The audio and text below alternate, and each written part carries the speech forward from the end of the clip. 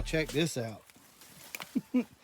We needed some panels for the old Poop Coupe, so once again the old white car came through, and that's the first time I've ever cut a rear quarter off. That's pretty funny looking, especially on a convertible. You can see the glass through here. But I cut more than I needed. We really only need this flare right here, but I figured why not go ahead and cut it like that. Now, I would not replace a panel this way on, say, like the Retro Fox or something a little nicer, but you know what, it'll be cool with patch panels all over it anyway. Who cares? It's already beat up anyway. Yep. So I think it'll be cool. Here's the panel we cut out for the rear of the car. And also we've got the deck lid, so we're going to use the convertible deck lid over here. We've got some interior pieces, and we got the rest of the wiring harness that goes to the tail lights and all that. So I'll catch you guys once we get back to the shop, and we'll start back on the Poop Coupe. All right, we're back home, and I'm going to go over the list of parts that we got for the Poop Coupe. As you all saw earlier, we have this patch panel, which we're not going to use all of this. I don't really want to do that. We're probably going to cut this out pretty small. Over here we have our trunk lid off the convertible. So what we're going to do is pull this little piece out right here, because this is where your rods go through, or your arm. They're going to go through here. We're going to take this off and go through here.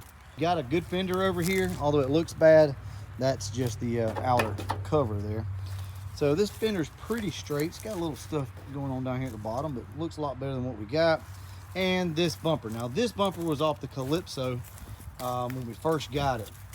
And it's actually a pretty decent bumper, but I don't think I'm going to use it, honestly. I grabbed it just in case. I'll probably take it back, because this bumper doesn't look that bad. It's just got a bulge down here under the bottom, and I just don't think it's worth changing out. So we will change the fender out, possibly even this fender over here.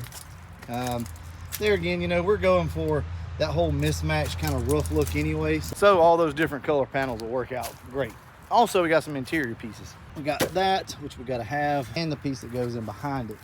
Let's see, over here we got a little bit of molding. We're not going to use any of that stuff. Some headlight stuff, all the brakes. So down in here is the wheel cylinder, and over here are the rest of the brakes. So we're going to go ahead and try to save these, put these brakes back on, because this side of the car has absolutely no brakes in it at all. Now I'm probably going to order an entire new rear drum rebuild kit from LMR for this car, but for right now I'd like to use the parts that we got just to get this thing back going, because I want to do a burnout in the driveway, and I can't do that if it has not even a wheel cylinder in the back, right? So sadly we had to cut the tail light harness. Let me see if I can find it. So right here I had to cut this thing because I could not pull it through, because on a convertible there's all sorts of stuff in the way. So all this shit right here has got to be, you know, resoldered and fixed, but it should be fine. We got plenty of room in here. It'll just go right along the side over here. But in the convertible, the rear seat, the way it's all bolted in, you had a gap about that big to pull all that stuff through, and it just would not fit without pulling the whole back seat out. And honestly, I couldn't figure out at the time how to get the damn thing out, so we just cut the wires. I'll solder it all back together, and we'll be good to go. But other than that, guys, that's everything. All right, y'all, we've got the harness all soldered up, so all the connections are now soldered, and we have a big piece of shrink wrap hiding back here that we're going to slide down and shrink wrap up and throw this thing back in the car.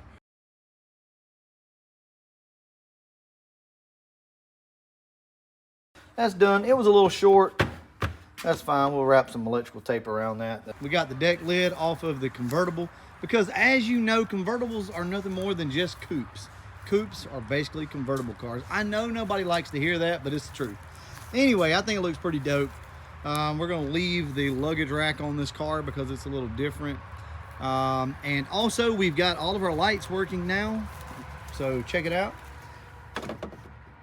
Bam! Let's go around here and look. Oh, what is that? That's headlights. Let's move on around to the back of the car and look what we've got. Look at this.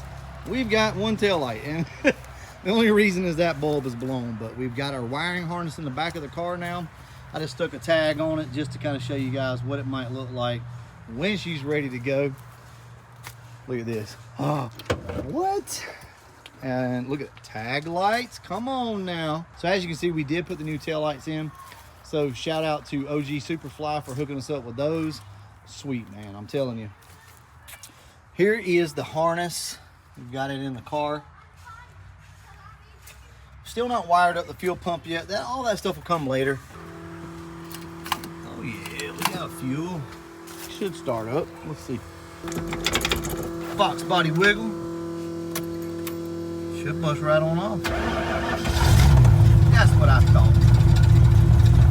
Don't worry about all the squeaking and rattling. That's coming from back there.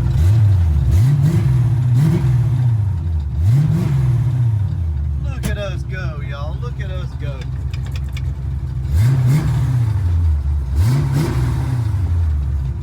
What? It's these little things when you have a project car that'll keep you motivated. So many times, you know, we want to throw a motor, we want to throw a camshaft, heads, gears, and things like that in a car. But honestly,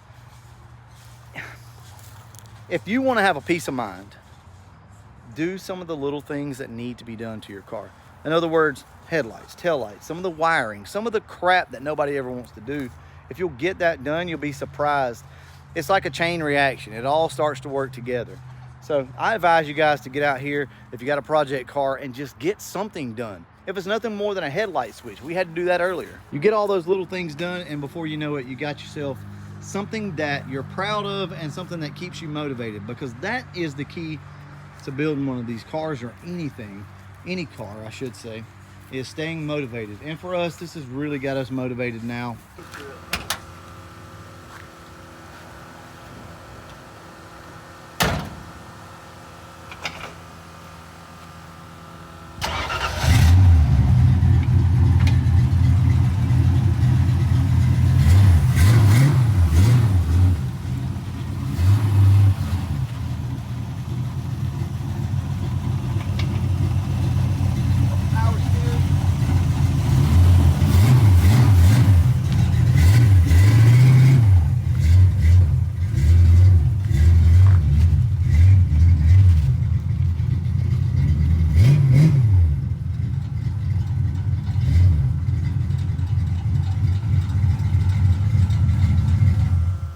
Got the Poop Coupe back in the shop, and we're going to put some gears in this thing today. So we're going to put a set of 410s in the car, courtesy of Edgar. And also we've got our differential here for 31 spline axles. Oh, shout out to Jason Strouder for hooking me up with that right there. That is an insert for a stock console. You can cut it out and drop that thing in. So I'm going to be doing that at some point. So here we go. As you can see, that's for 31 spline. Big shout out to Brandon. Thank you so much for that. We're actually going to put this thing to use now. But before we do that, let's just verify that this is the correct spline.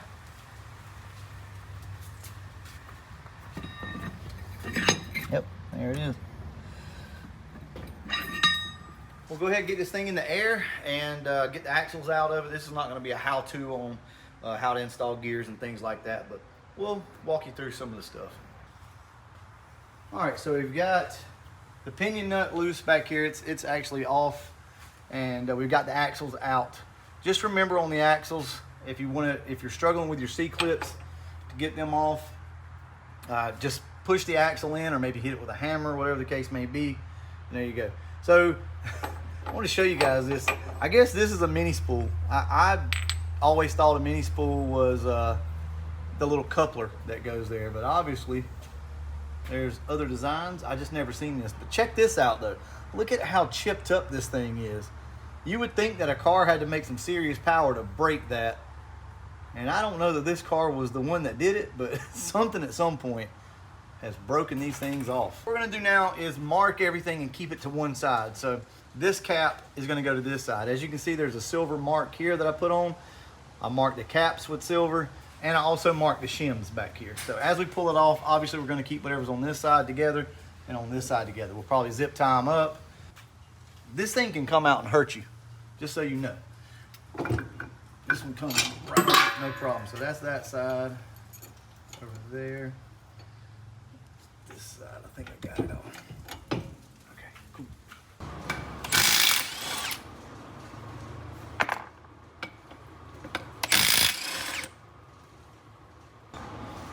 All right, so I'll show you guys how we go about measuring this out. This is the old crush washer from the rear end. So John's just gonna take a quick measurement. We've already got this actually pretty close. And it's like Edgar said in the old video from before, it's gonna be somewhere around 440 thousandths, 450 thousandths, roughly. All right, so there you go, about 444 on the thickness. And then you just match up all your shims, you add them to this. Yep, we got 2 shims to make up what we need. And you don't have to have, I mean, you can do this stuff without a battery in your calipers, it doesn't matter. There you go. Anyway, that's close enough right there, that'll work. Drop it on your pinion.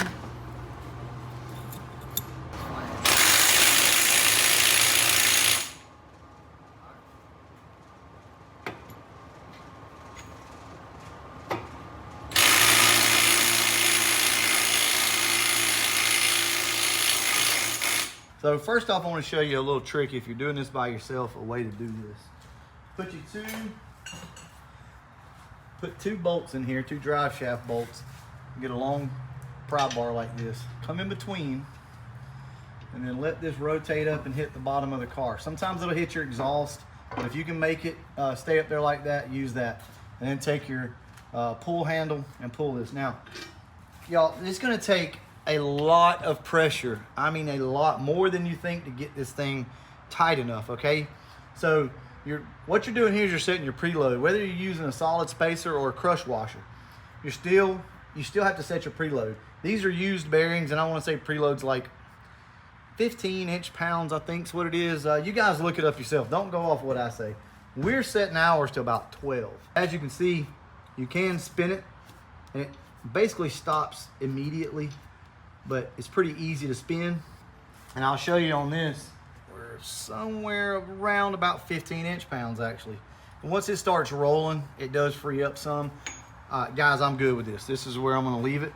You must have hit you a free. You hit that fresh, man. I had to.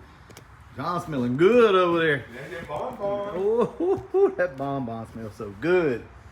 Oh Lord, y'all, we got a cologne channel that we're gonna be starting before too long. I've already got a couple videos shot.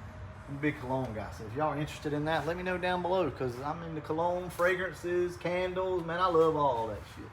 I love it. Don't be scared. Comment down below. Let me know. All right, y'all. We got everything in. I don't know if I was videoing, but we got it rolled up in there, and you know, these things are tight. We use the caps here to finish tapping this on in. And guys, listen, that's what you want. John's torquing these things down to 75 foot-pounds. So, should be it. Now look, I want y'all to know something. I'm not telling you to get out here and install your gears and everything's gonna be perfect, okay? These are calculated risks that we take. We're gonna go ahead and slide these axles in, get the pin in this thing, and set her on the ground. So it's late at night. Everybody's over taking a turn trying to get all these broken bolts out, or rusted bolts, I should say. So if you guys have never experienced this, where basically they just unscrew from the back of the headlight and they rust up on the backside, it is fun. We've had to cut one out. We got 2 left. That's it. I don't think we're done with the other side. Yeah. Are we? Yeah, we got those. Yeah. Oh yeah, got him. Ow. What was that, radiator? No, it is. I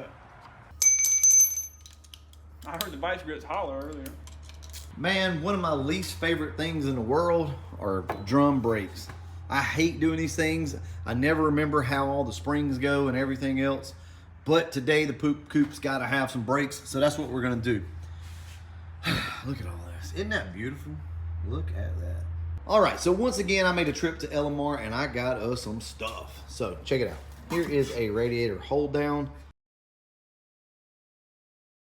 Now these are really good for you guys that have bigger radiators, because a lot of times those factory, these right here, they don't fit so good. I mean, look at that. I can't stand these things. They're horrible.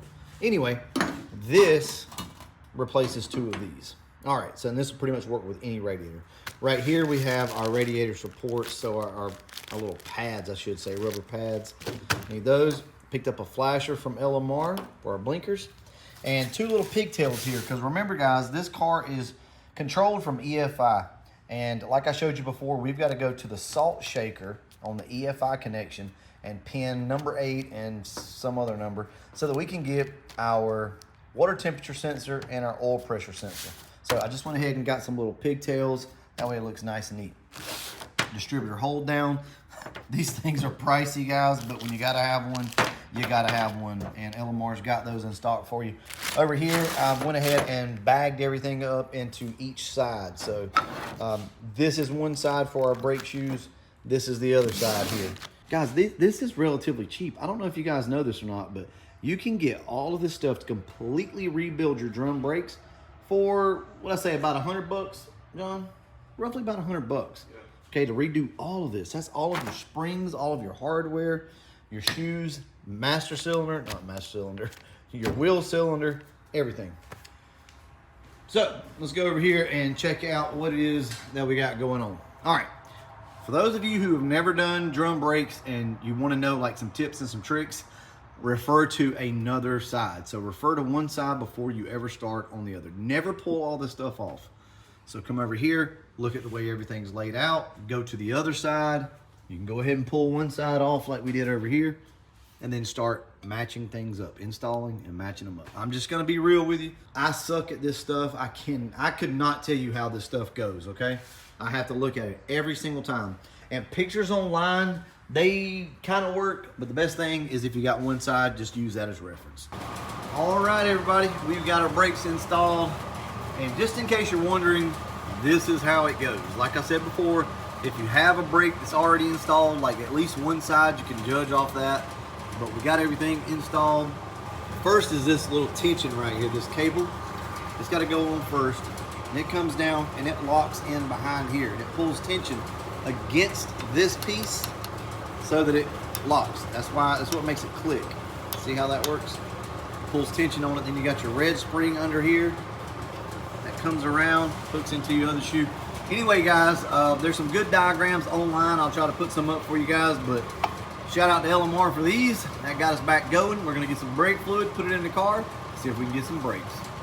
Woo. All right, y'all, here we go. We got our brakes done. Let's see, what else we get done? We did brakes.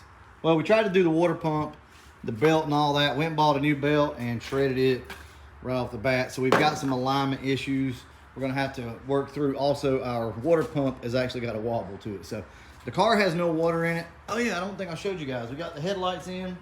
Hit that switch for them. Watch this, y'all. We got one bulb that needs to be replaced. It's a little dim. Oh, whoo, look at that right there. Okay, so we got some headlights in her.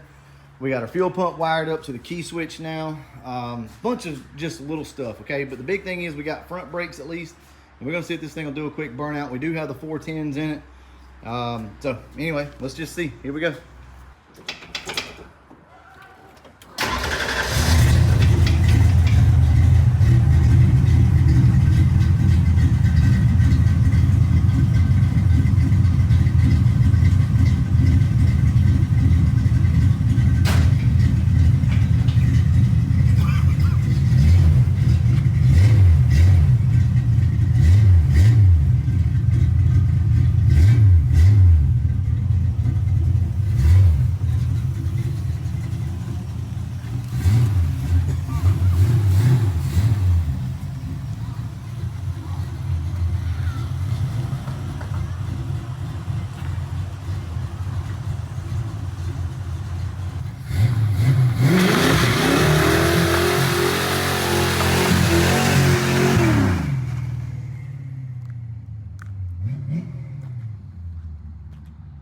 Man, I'm pleased with the old Poop Coupe. That thing turns up, and it turns up good. Look at all that. We still got smoke coming out of this thing.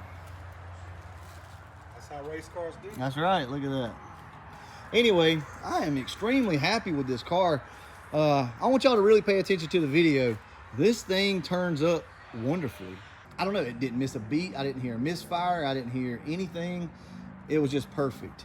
Obviously, it's really hard for me to get my foot down there on the brake and whatnot to be able to kind of do a burnout. But other than that, though, I mean, this thing is just tight. Look at that. Y'all can't see it. We still got smoke in here. That is awesome. Like John said, that's exactly what it's supposed to do. It's going to be an old race car at some point. So Well, still be a street car, but race car. I think she's gonna run good. We got the 410s in it. Seemed to turn up real nice. The clutch seemed to work. Our brakes work. That's the big thing. We got our brakes working. I can't run the car any longer than what we did because it doesn't have water in the block. So you gotta be real careful with that. Ooh, look at that, y'all. Come on now. Come on now. All right, y'all. I'm gonna go ahead and wrap this one up. We're gonna finish this thing up, man. We're gonna put a cam in it, probably go ahead and get the water and all that stuff taken care of. She's gonna be ready to go, y'all. All right, I'll catch you in the next one. And as always, thanks for watching.